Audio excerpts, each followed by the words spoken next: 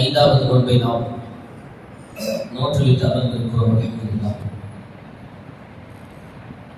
கண்மூடி திறப்பதற்குள் 5 நாட்களை நாம் அடைந்திருக்கிறோம்.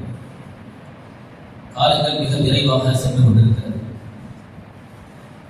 அல்லாஹ் தஆலா இந்த விரைவாக செல்லக்கூடிய காலங்களில் அமல்களையும் விரைவாக செய்து கொள்ளக்கூடிய நசீபை நம் அனைவருக்கும் தந்தருள்வானாக. ஆமீன். இன்று நாம் பார்க்கக்கூடிய சட்டம், நாம் சஹருடைய நேரத்தில் நியத்து செய்கிறோம். சையதுனா உமர் ரலியல்லாஹு அன்ஹு அவர்கள் சொல்லக்கூடிய ஹதீஸ்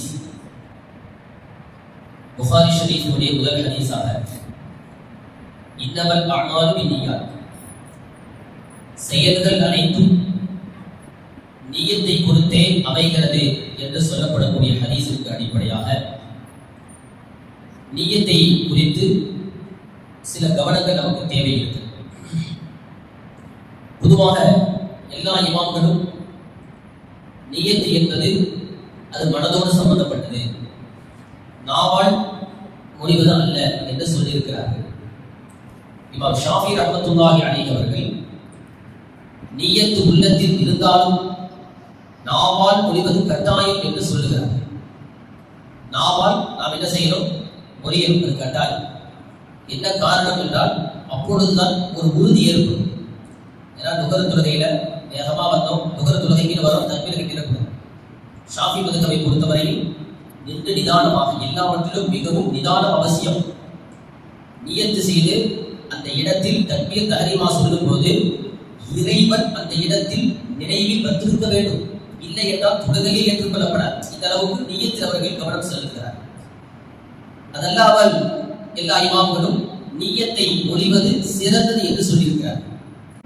நமக்கு நாம் என்ன செய்கிறோம்? காலையில நியத்து சொல்றோம், நவைத்து சௌமதி அதானி ஃபரதி ரமலான ஹாதிஹி ஸனதி லில்லாஹி தஆலா, இந்த வருடத்தில் ரமலான் மாதத்தில் ஃபரலான நோன்பை அதாவது அல்லாஹ்வுக்காக நாளை பிடிக்க நியத்து செய்கிறேன்.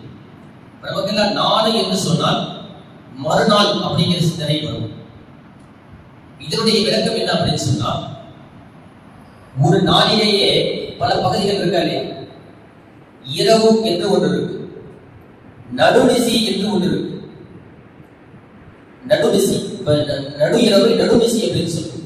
இரவின் கடைசி இரவு ஒன்று இருக்கு. இரவே 3 பகுதியாக இருக்கு.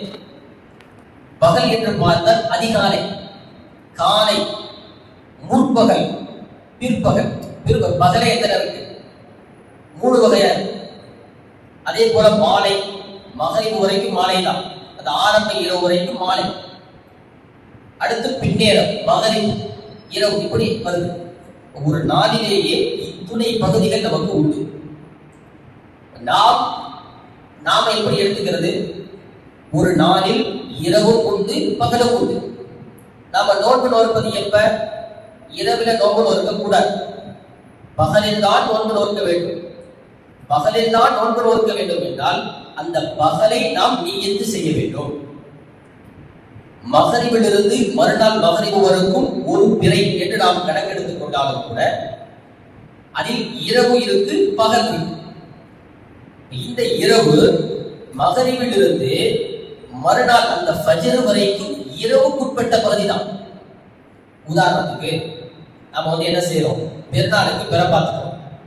பெருநாளுக்கு பிறை பார்த்து விட்டால் நமக்கு காலையில 9 மணிக்கு என்ன தொழுகை? பெருநாள் தொழுகை. அதை நாம் எப்படி சொல்லுவோம்? பிறை பார்க்கப்பட்டு விட்டது, ஆகையால் நாளை பெருநாள் தொழுகை எத்தனை மணிக்கு? 9 மணிக்கு சொல்லுவோம். இன்றுன்னு சொல்ல மாட்டோம். கதித் என்கிற வார்த்தைக்கு பல அர்த்தங்கள் இருந்தாலும் கூட இந்த இடத்தில் பொருத்தமான அர்த்தம் எதுவோ அதை தான் நாம் செய்ய வேண்டும். அதுதான் நமக்கான விதி. மகரிபிலிருந்து ஃபஜர் வரைக்கும் இரவு சம்பந்தப்பட்டது. நாம நியத்து செய்யறது எப்போ? ஃபஜர் வாங்க சொல்றதுக்கு முன்னாடி. அப்ப அது வரைக்கும் இரவு தான். இரவில் தான் நாம் சஹரை நாம் செய்து முடிக்கிறோம். இரவில் கடைசிக்குள்ள நாம சஹரை செஞ்சு முடிக்கிறோம். பகல் தொடங்குறதுக்கு அப்புறம் நம்ம சாப்பிட முடியுமா? சாப்பிட முடியாது. அதுக்கப்புறம் சாப்பிட்டா நோம்பு இல்லை. அப்ப நாம் இரவு வரைக்கும் நாம என்ன செய்யறோம்? சஹரை சாப்பிடுகிறோம். அப்பொழுது நாம் நியத்து செய்கிறோம். அப்ப நோன்பு வாங்க சொல்லும் வரைக்கும் இரவு கணக்கு.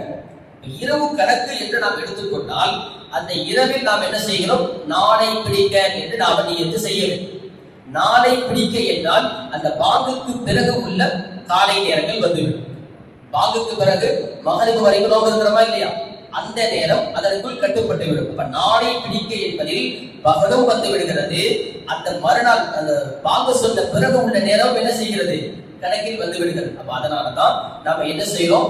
நியத்து சொல்லும் போது இந்த வருடத்தில் ரமலான் மாதத்தில் ஃபரலான நோன்பை அதாகவாக அல்லாஹ்வுக்காக நாளை பிடிக்க நியத்து செய்கிறோம் என்று நாம் என்ன செய்யறோம்? அந்த நேரத்துல சொல்றோம். நமக்கு நியத்து கண்டிப்பாக நாவால் புரிந்தாக வேண்டும் என்கிற அவசியம் இல்லை. ஒரு தடவை நம்முடைய பெற்றோர்கள் நமக்கு சொல்லிக் கொடுத்தது என்ன? நம்ம சகர் முடிச்ச உடனே என்ன சொல்லுவாங்க? நியத்து சொல்லி சீக்கிரம் அப்படின்னு சொல்லி கொடுப்பாங்க. எதுக்கு அப்படி சொல்லி கொடுத்தாங்க அப்படின்னு சொன்னா, நமக்கு உறுதி இருக்கிறதுக்கு தான்.